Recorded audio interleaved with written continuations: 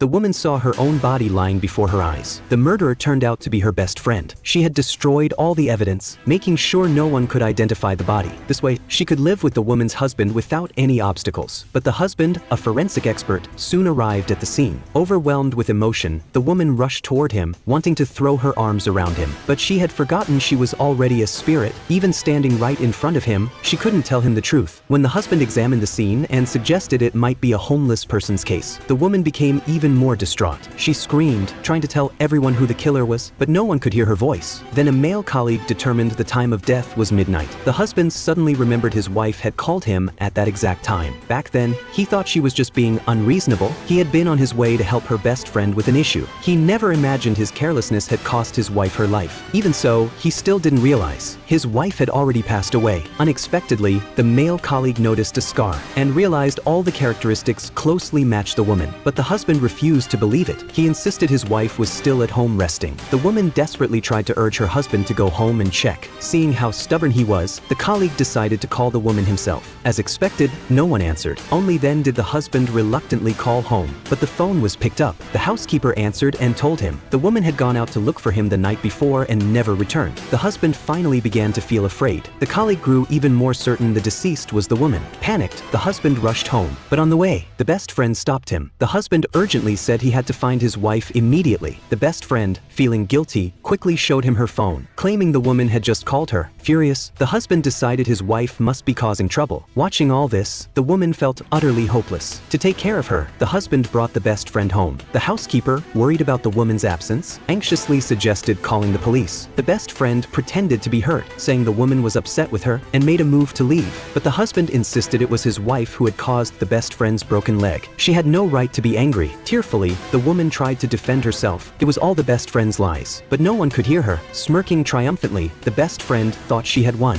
until the husband received a call from the police. A facial reconstruction expert had arrived at the station. Hearing this, the best friend instantly panicked. The husband happily told her the killer would soon be found. Trembling with fear, the best friend could hardly hide her terror. Watching her frightened reaction, the woman finally felt that justice was near. When the husband arrived at the police station, he was shocked to discover the reconstructed face was unmistakably his wife's. He couldn't believe it, repeatedly trying to deny the truth, but it was too late.